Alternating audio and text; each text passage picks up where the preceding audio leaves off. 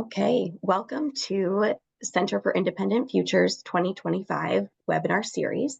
I'm Samantha Kolke, the Director of Programs and Services, and tonight's webinar is about the Housing Navigation Program through the Illinois Department of Human Services Division of Developmental Disabilities. And this can be accessed through your Independent Service Coordination Agency, which is ISC.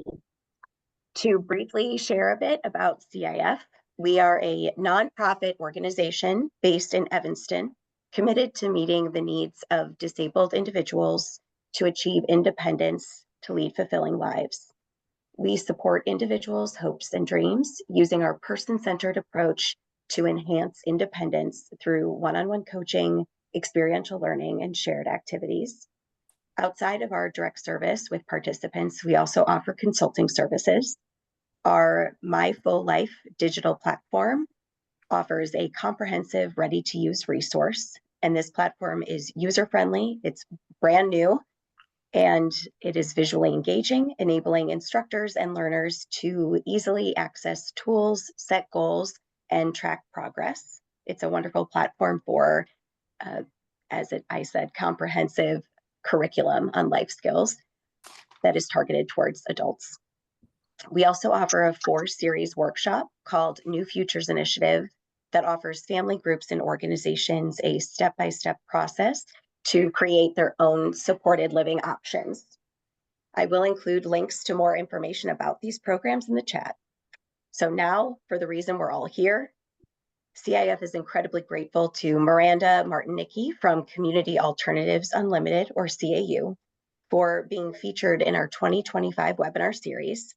The ISC Housing Navigator program is a partnership between the Illinois Department of Human Services Division of Developmental Disabilities and the Illinois Council of Developmental Disabilities. The work that Miranda has done to implement and continue the Housing Navigation program with CAU from its beginning stages as a pilot to now a grant-funded program has been extensive. I am pleased to introduce Miranda and get started on learning more about this program. Miranda will leave time for questions at the end of the presentation, so if you have a question, please type it into the chat box and I'll make sure to go through all of those at the end. Miranda, feel free to take it over. All right. Hi, everyone. I'd like to start out by thanking Samantha and CIF for inviting me to speak to all of you tonight about the Housing Navigation Program. And I'm going to start screen sharing and we'll jump right into it.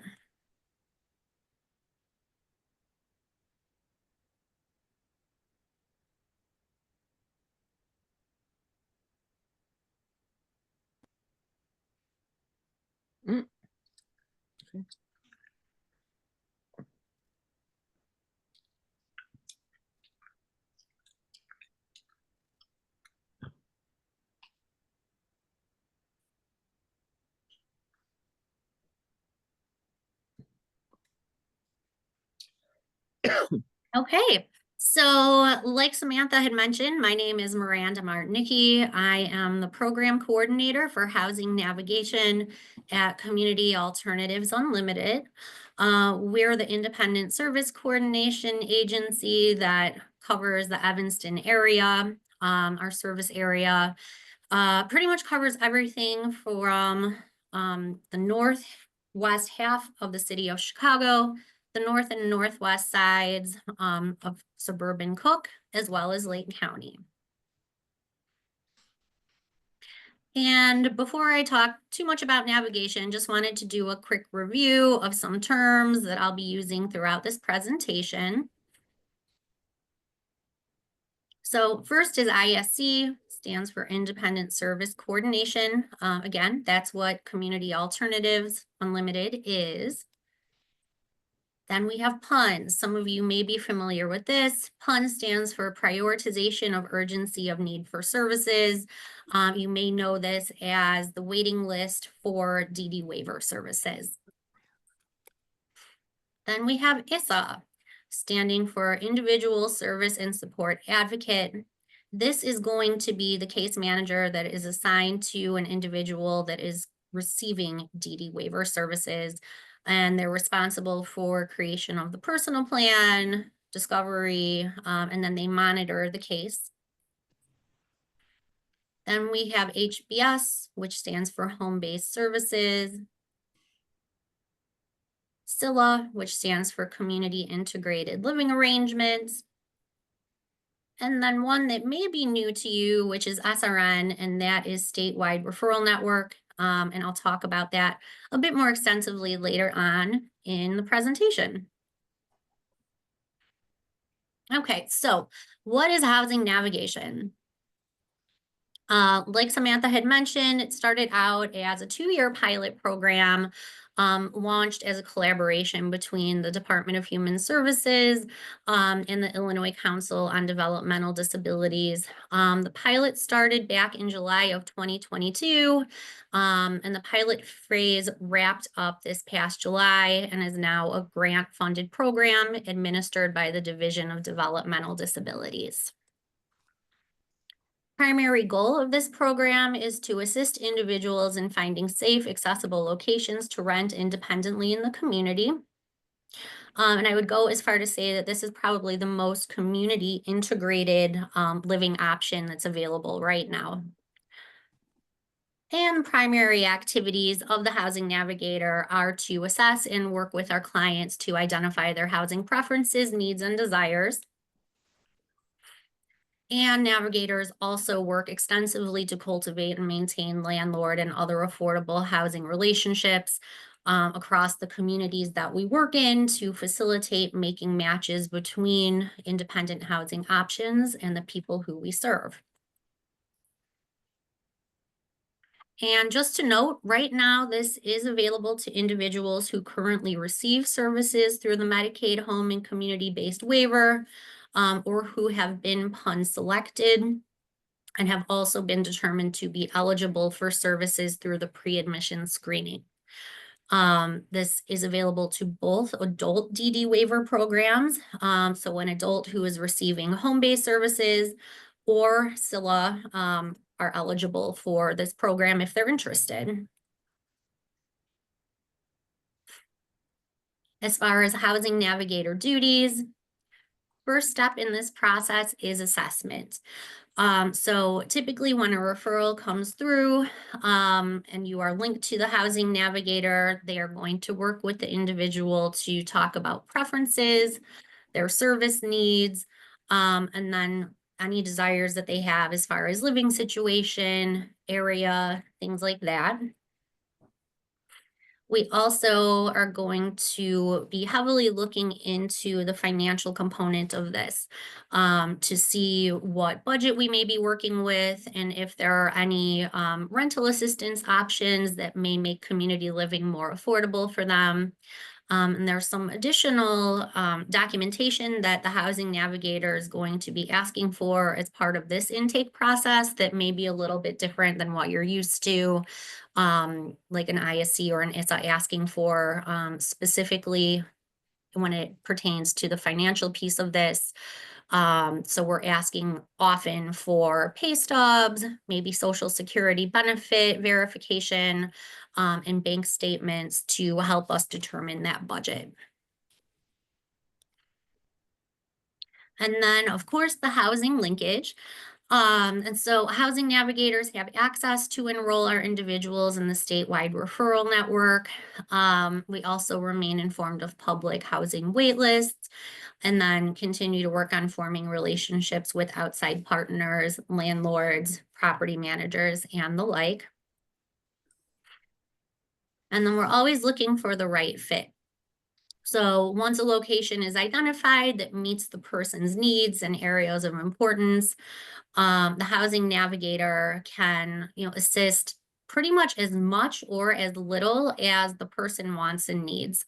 I've had some clients who really just want help with the linkage piece, and then, they're kind of on their own and they do the rest independently. Whereas there have been others that, really want someone to go with them on tours, help with the application, help facilitate the moving process, and even, review leases and lease signing. So very person-centered and really up to the needs of the person. This is also intended to be a collaborative mission. Excuse me. So very important, as the supportive housing piece of this, that the person has supports in place or have been linked to a service provider so that they have the needed services and supports to live independently once that move is made. So Housing Navigator will remain in contact with the ISC or the ISA case manager throughout the housing transition. And then the ISC role comes in and they will work with the individual to make sure that they have the services and supports in place for a smooth and seamless transition. Then once the transition is completed, the identified ISC will continue to visit and assess satisfaction in relation to the home, as well as with the DD waiver. So kind of the way that I explain it is you'll be working very closely with the navigator throughout the housing location and application process. And then once someone is successfully housed, the navigator kind of steps back, and then your primary contact will continue to be the ISC or ISA case manager, post-transition. Keep in mind, the housing navigator can always be contacted to reinitiate support, if there are any things that need to be facilitated, and can even assist in finding a new location if needed. And then I have a video, and this is just a kind of testimonial from one of our housing navigation clients who was housed in supportive housing through the statewide referral network.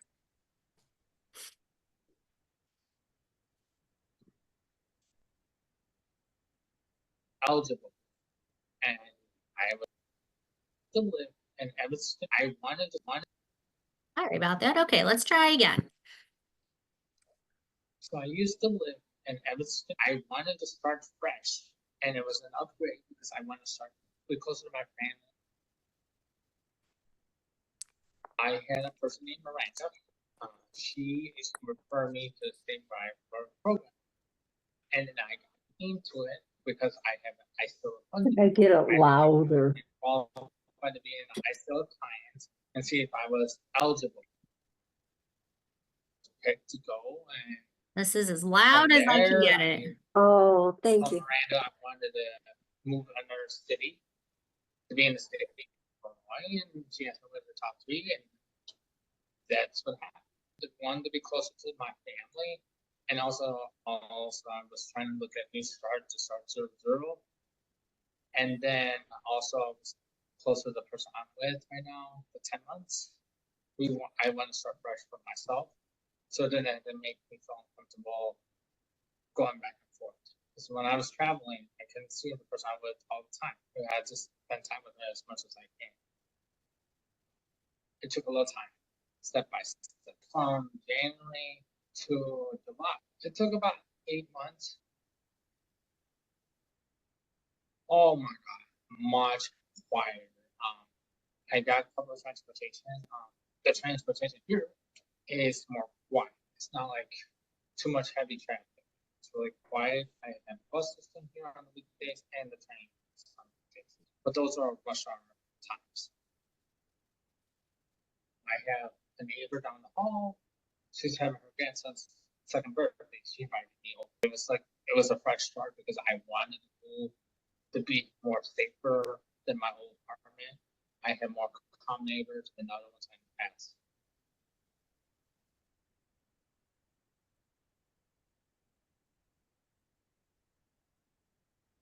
I'm like, wow, this is new, outdated. I wanted to be here. This is like my kind of home.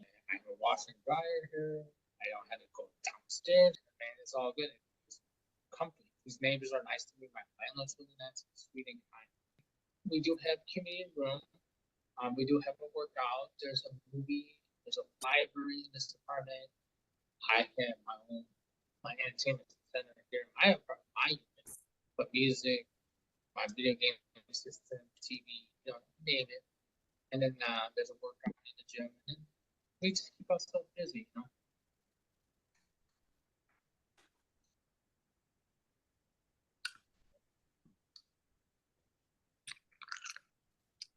Andy should be looking at this. Yeah, Andy, It was really good. My friends came, my high school teacher came, and I had people who was there with my fiance.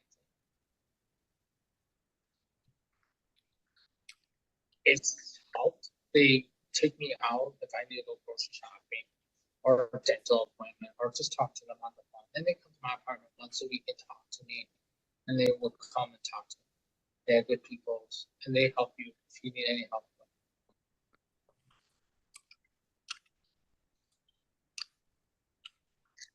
I'm hoping I will be married to the love of my life. Hopefully in 2026. It's not a date announcing. We didn't put it together. And we're gonna plan our wedding the way we want to. You know, we're gonna hope we can live together. Hopefully we manage it. We need to do this together. I'm hoping this will be my personal last move, the move. I don't want to move because I want my love of my life to be with me, because we can live together and we can help each other and support each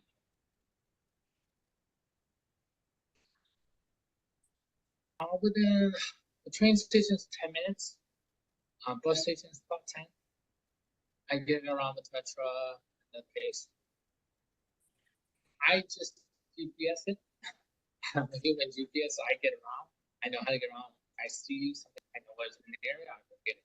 So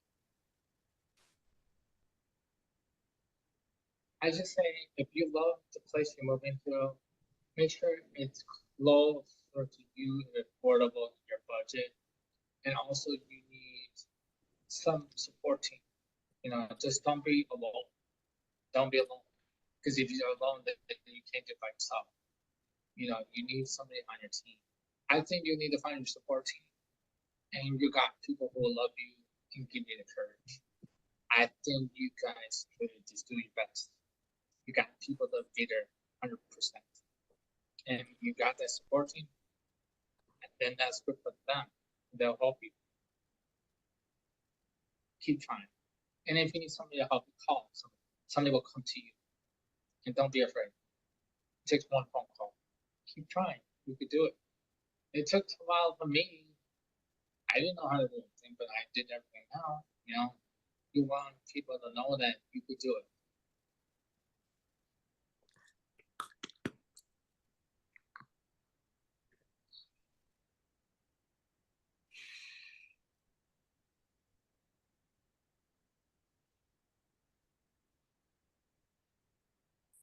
Okay. And so finally, to answer any questions about how individuals can enroll in housing navigation, we have a few steps. And first is to call or email your independent service coordination agency. Easiest way to do this is to follow up with either your ISC case manager or your ISA case manager, depending on what point in the process you are. And then they can facilitate a referral to housing navigation. Make sure you ask for housing navigation. And then this is a really important one. You'll want to make sure that it's documented in the discovery and personal plan. So you'll want to make sure that independent living is addressed in some way in that plan. Doesn't necessarily have to be an outcome, although that is wonderful if there are outcomes that the individual is actively working on to promote independent living, but doesn't necessarily have to be. And then to wrap up, I have some frequently asked questions that may answer some of the questions in the chat. But if there are any that are still out there, there will be some time after I'm done to answer those. So just a few that I'm going to point out. If someone isn't quite ready, but wants to at least start looking into it, you can always ask for a referral to housing navigation, even if it's just for a consult, and to get an idea of what housing options might be available. What if you want to move to a location that's not in the CAU service area? And that's not a problem. As of now, all of the ISCs throughout the state of Illinois do have housing navigators that are able to help you. And any navigator is able to assist with housing location throughout the state of Illinois. This one comes up pretty often, and we're seeing this more and more. And this is, what if income is too high to qualify for the statewide referral network? That's not a problem. You can still be open to housing navigation if you are above the income limits for the SRN. SRN is a great tool. And again, I'll talk a little bit more specifically about what that is, but it's not the only one. So there are other opportunities for rental assistance and affordable housing outside of only the statewide referral network. Another one that comes up pretty often is this opportunity available if a family is seeking housing support? And the answer to that is possibly. That's really determined on a case-by-case basis. But keep in mind that housing navigation can only assist with rental opportunities. This cannot provide purchase assistance. And then also keep in mind that the program does not provide rent or purchase assistance. That's a little repetitive. And that the Medicaid waivers also cannot pay for housing.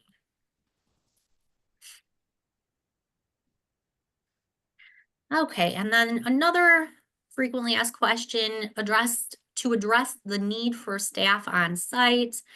So people receiving housing navigation, this is where it's really, really pivotal to have that person be matched with a DD service provider that will provide that ongoing support within the person's home or apartment. In most cases, the staff won't be on site all day, every day. Another thing to keep in mind is that some properties may provide small office spaces for service staff to assist with their time on site. Most of these services are voluntary, but for example, sometimes there's an office where a counselor or a social worker may drop in once or twice a week for residents to receive those services if they want to. I've even seen some where they may have vocational services to help with job applications and resumes.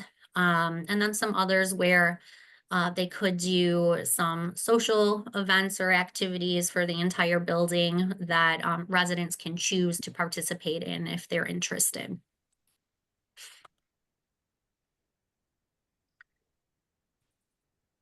Okay, and then another one that comes up very often is asking if there's an open database or an ongoing database that has properties listed, if there are openings at a location, and unfortunately the answer to that is no.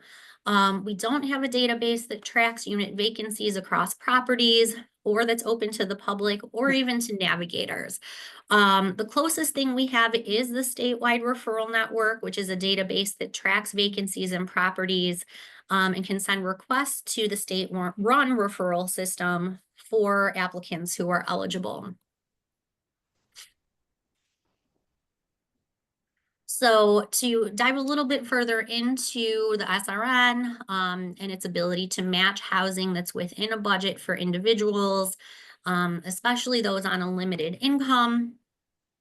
And so statewide referral network is pretty much designed to be affordable to people who are at or below 30% of the area median income based on their household size. And it's pretty much, that is the income cap as well. So someone earning above that 30% wouldn't be eligible for the statewide referral network, as it's intended to be for those, at extremely low income. And then some, but not all SRN units also may come with additional rental assistance that will further reduce rent and make it even more affordable. And then one thing to kind of differentiate is that the SRN is not the same as Section 8. Section 8, also called project-based or housing choice vouchers, those are managed by public housing authorities and are a separate program from SRN. And then just to underscore who can receive support from the Housing Navigator program, and this would be anyone who is currently receiving services through the Medicaid waiver, or those who have been PUN selected and determined eligible for services through the pre-admission screening process. And then this one is, if someone is on the PUNs and wants to get on the statewide referral network, can an ISC do that for the person or family? And the answer to that is that right now, no. The Housing Navigation Program is not focusing on pre-PUNs or PUNs waiting list. And the SRN is only accessed by trained and authorized staff and is not open to the public. If at any point the program is going or becomes available to individuals not yet in waiver services, we can absolutely let you know. I personally think that's unlikely, just because having the services and supports in place really contributes to someone being successful in this type of setting. And then finally, this is just some information about remote support and adaptations and accommodations. So I'm not going to go through all of these, but there are some helpful links to bulletins that address remote support, as well as adaptive equipment and assistive technology.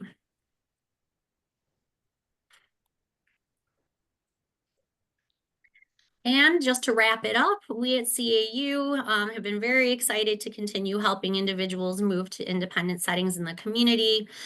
Please keep in mind that the information gathered throughout the pilot has helped drive emerging policies and procedures that continue to be developed. Be aware that the information shared today may and probably will change and will be updated as our experience continues to grow. And as processes and procedures continue to be finalized.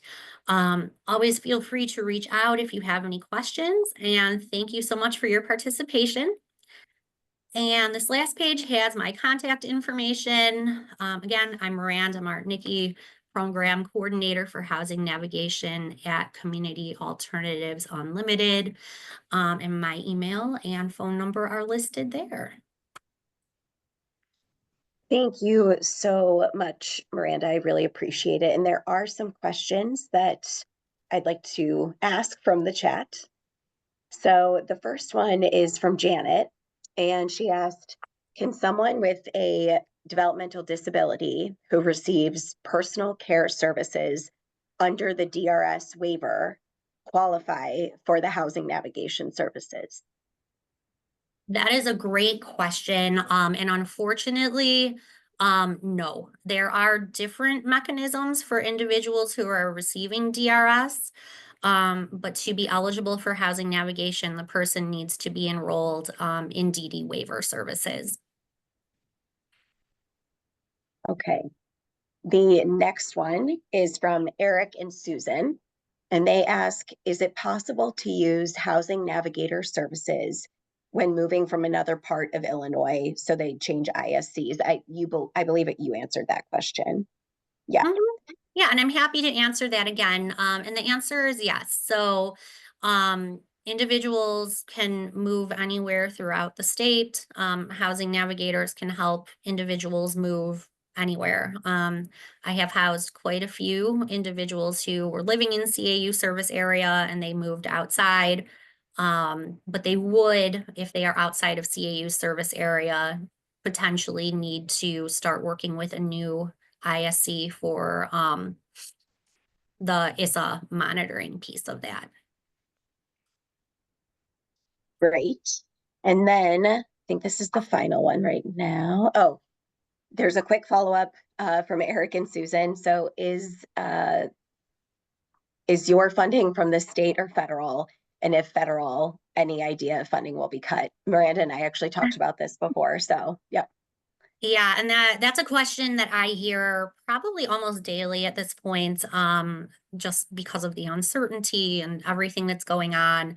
And right now, the answer to that is not at this point. There hasn't been any impact on the housing navigation program up to now. And if that changes, I'm sure everyone will be notified. And I just want to let Andrea and David, I have your question coming up. It seems that there was a follow-up question to not this most recent answer, Miranda, but the one before that. Amy asked, so is there limited daily support for individuals with physical disabilities along with developmental disabilities?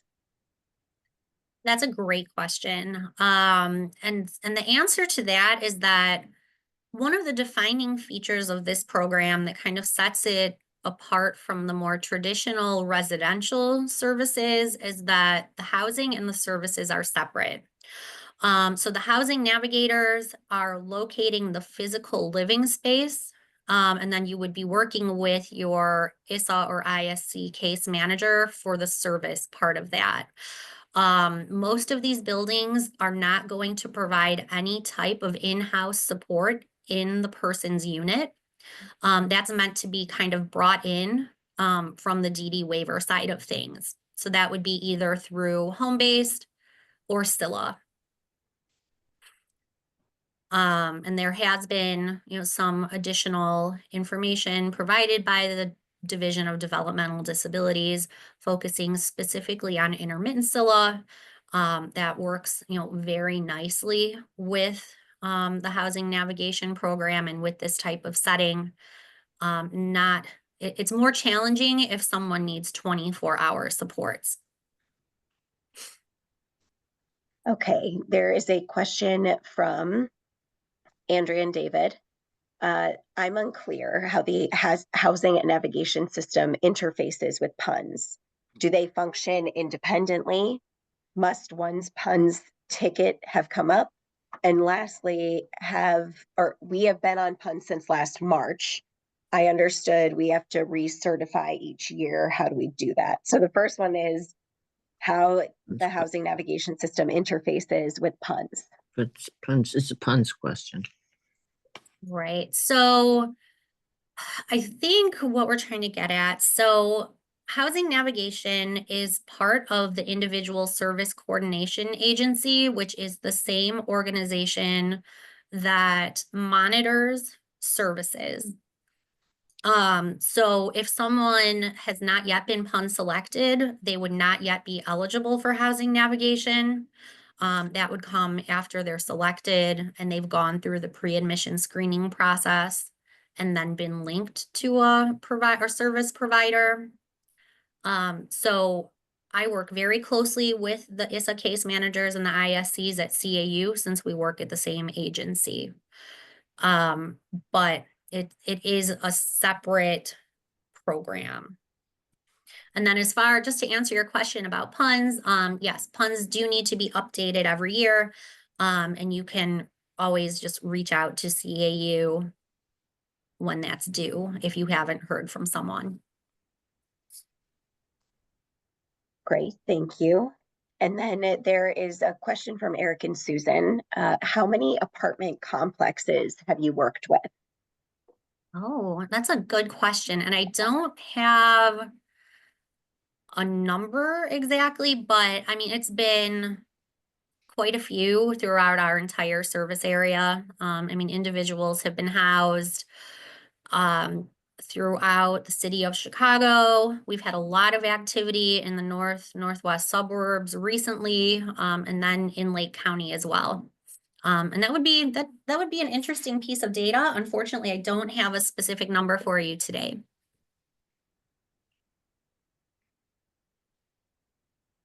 Okay.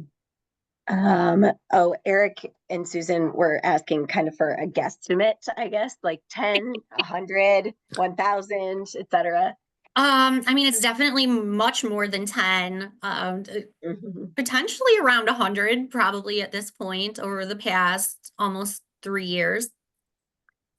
And then how would you suggest coordinating the changing of ISCs as service providers with Housing Navigator?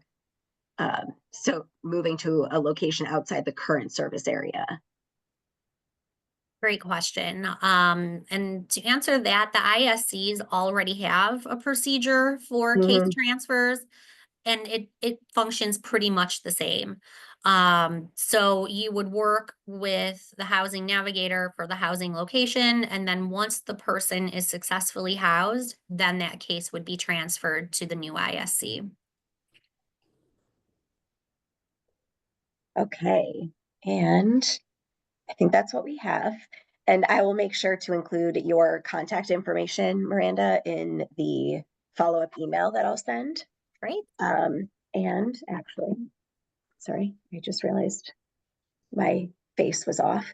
I am going to, in the chat, put the links to what I talked about in the beginning. And I'll also add in Miranda's contact information in the chat. I just want to first say, Miranda, thank you so much for providing us with this overview of the housing navigation program and answering our questions, as there continues to be a dire need for safe and supportive housing. Knowing how to be eligible for and accessing this program and everything that is provided, I think really extends our village, so to say, to support ourselves or our loved one. And it also offers hope. So thank you so much to everybody for joining us this evening. The recording will be emailed to those who registered, and I'll include the contact information for Miranda. The next webinar in the CIF 2025 webinar series is Thursday, April 17th at 6 p.m. on supported decision-making in Illinois with the Illinois Self-Advocacy Alliance. The link to read more about this and to register will also be in the chat in a moment. Okay, and let me include those really quick. I'll also include these links in the email itself. And I appreciate your patience as I put these in the chat. I hope everyone has a wonderful evening. Thank you. Thank you. Thank you. Yeah. Thank you, Miranda. Thank Appreciate you. it. Thank you, everyone. I'll keep this Thank open you. for a moment so you can get the chat. So nobody has to worry that I'm going to end it immediately.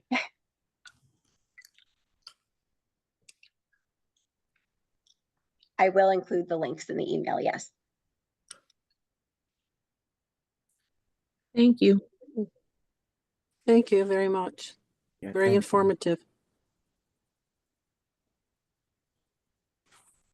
All right, thank you, everyone. And I will make sure to send all of that information and the recording tomorrow. Thank I hope you. you have a good evening. Thanks, You Miranda. too. Thank Thank you. you. Yeah, bye-bye. Thanks. Bye, everyone. Bye-bye. Bye.